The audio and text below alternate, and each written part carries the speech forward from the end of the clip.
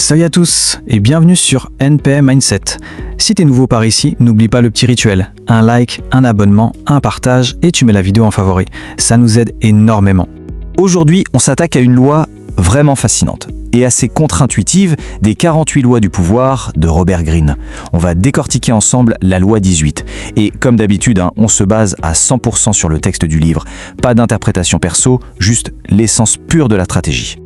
Alors, voilà comment on va procéder. D'abord, on va voir ce que c'est que ce fameux piège de la forteresse. Ensuite, on plongera dans l'histoire avec l'exemple catastrophique d'un empereur qui s'est complètement isolé.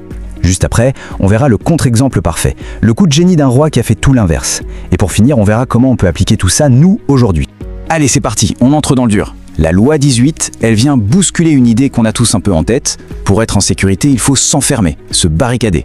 Mais Robert Greene, lui, il nous dit « Attention !» Ce qui a l'air d'être un refuge, cette fameuse tour d'ivoire, eh bien en réalité c'est une impasse totale sur le plan stratégique. La loi telle qu'elle est écrite, elle est hyper claire.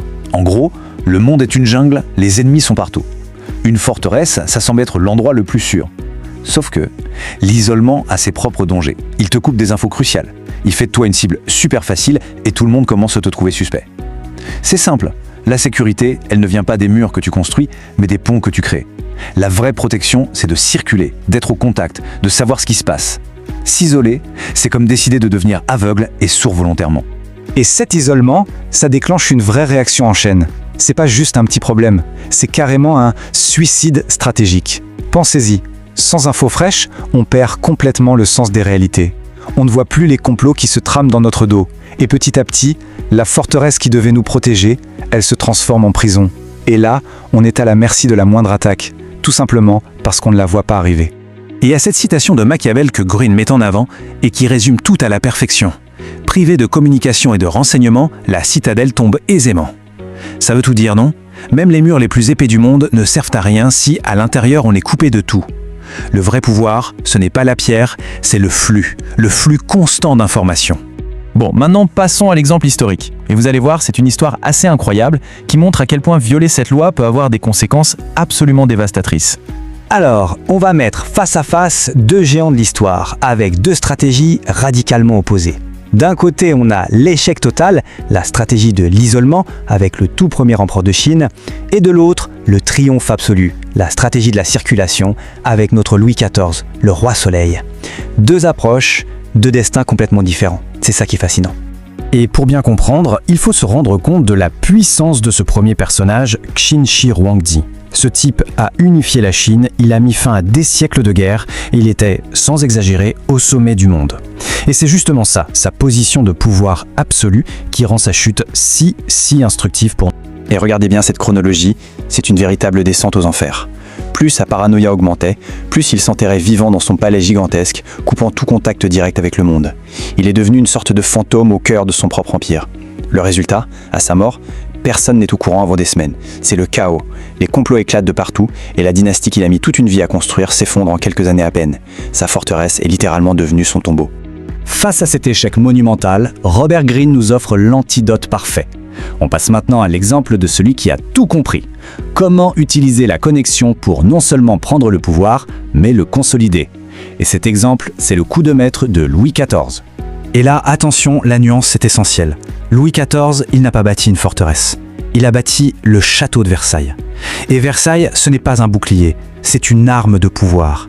Ce n'est pas un lieu pour se cacher, c'est un immense théâtre, une scène où le roi est à la fois le metteur en scène et, accentué ici, l'acteur principal, que tout le monde doit regarder. Et comment fonctionnait cette arme? C'est ça qui est génial. Louis XIV a créé un système où il était, physiquement et symboliquement, au centre de tout, absolument tout. En obligeant toute la noblesse à vivre à la cour, sous son toit, il pouvait observer le moindre froncement de sourcils, la moindre alliance, le moindre mécontentement. Il n'était jamais isolé. Au contraire, il était le carrefour de toutes les informations. Et cette foule de courtisans autour de lui, ce n'était pas une menace, c'était son meilleur bouclier humain, sa meilleure source d'infos. Et c'est là le point crucial. Son pouvoir ne venait pas de son inaccessibilité, bien au contraire. Il venait de son, accentué ici, omniprésence. Il savait tout, voyait tout, entendait tout. C'est l'opposé total de l'empereur Qin, qui est mort tout seul dans son coin parce qu'il ne savait plus rien de ce qui se passait un mètre au-delà de ses murs.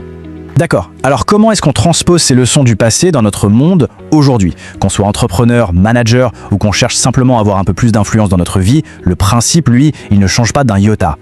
Le livre nous donne un autre exemple qui traverse les âges, celui de Cicéron à Rome. Il ne venait pas de la plus grande famille, loin de là. Mais il a compensé ça par la puissance de son réseau. Il connaissait tout le monde, il comprenait qui était ami avec qui détestait qui. Il ne s'est pas enfermé dans son bureau, il s'est immiscé partout. C'est ça, la clé. Donc, la stratégie pour ne pas tomber dans ce piège, elle se résume en 4 actions clés. D'abord, il faut se forcer à sortir, à circuler. C'est contre-intuitif, parce que quand on est sous pression, on a envie de se replier. Il faut faire l'inverse.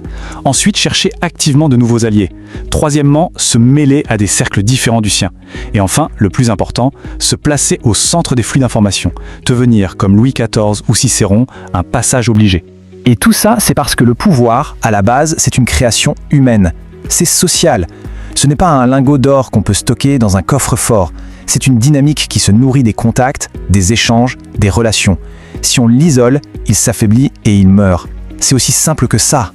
Et pour terminer là-dessus, une question qui me semble essentielle. Aujourd'hui, notre forteresse, elle ne ressemble pas forcément à un château. C'est peut-être notre bureau où on s'enferme toute la journée, c'est peut-être notre écran derrière lequel on se cache, ou c'est peut-être juste un état d'esprit, une mentalité qui nous pousse à éviter les autres. Alors, demandez-vous, c'est quoi votre tour d'ivoire à vous? Donc pour résumer, la leçon de la loi 18, elle est limpide. Ne jamais confondre une forteresse avec la sécurité. La vraie protection, la vraie force, elle vient des alliés, de l'information et du fait de circuler. Voilà, si tu penses que quelqu'un dans ton entourage a besoin d'entendre ça, partage-lui cette vidéo. Et la prochaine fois, on s'attaque à la loi 19. Sachez à qui vous avez affaire. Ne blessez pas la mauvaise personne. C'est un guide indispensable pour apprendre à reconnaître les loups déguisés en agneaux et surtout pour éviter de se prendre en retour des vengeances dévastatrices. Alors ne manquez surtout pas ça.